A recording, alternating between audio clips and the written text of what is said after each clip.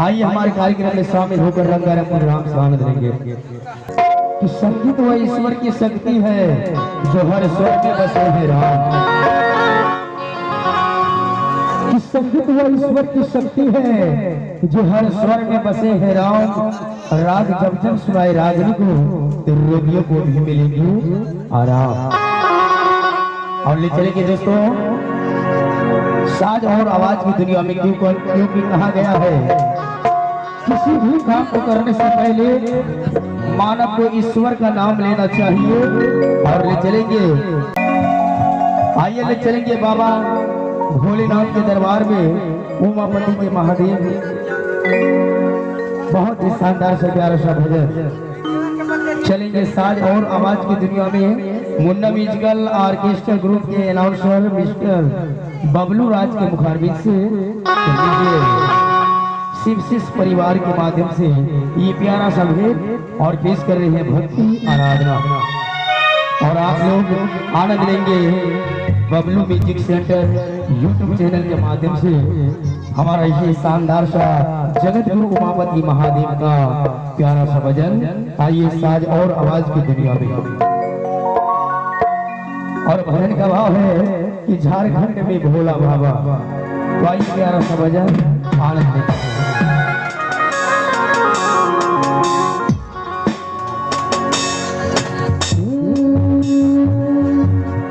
झारखंड में भोला बाबा, झारखंड में भोला बाबा, काहे गइला छोड़ कहिया तू बहु बाबा, कहिया तू यही बहु भोला हमरो बिहार हो। कहिया तू यही बहु भोला हमरो बिहार हो। कहिया तू यही बहु झारखंड में भोला बाबा, झारखंड में भोला बाबा, कहिया तू वही भोला हमरो बिहार हो। कहिया तू वही भोला।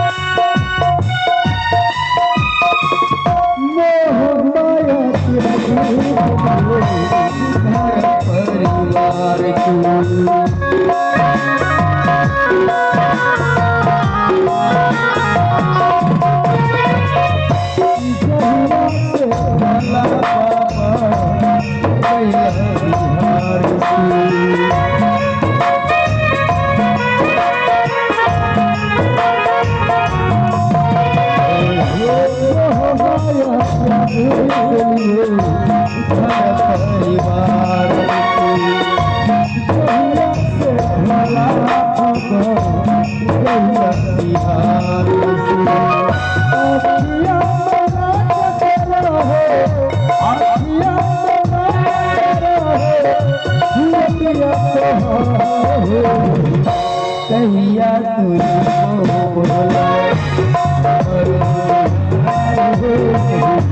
कहिया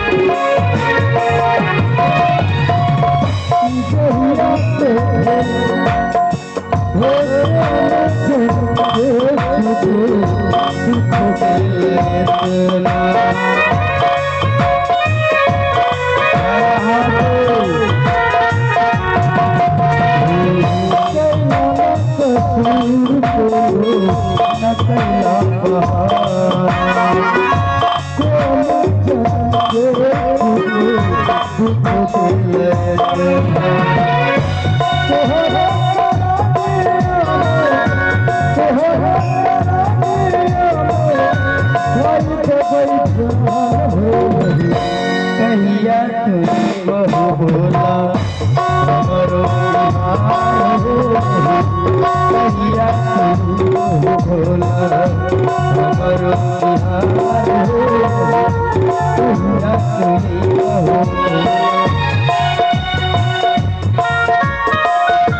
हमरो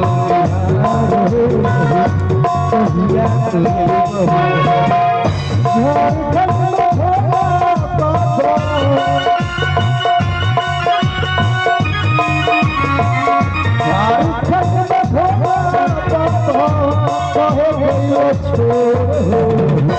कहिया तुई बहु बाबा हमरो बिहार हो कहिया तुई बहु बाबा हमरो बिहार हो कहिया तुई बहु बाबा हमरो बिहार हो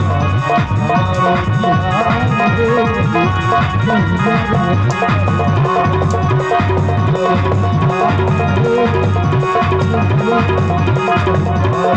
तुई बहु बाबा हमरो और लीजिए इस रंगमंच के माध्यम से प्रथम प्रस्तुति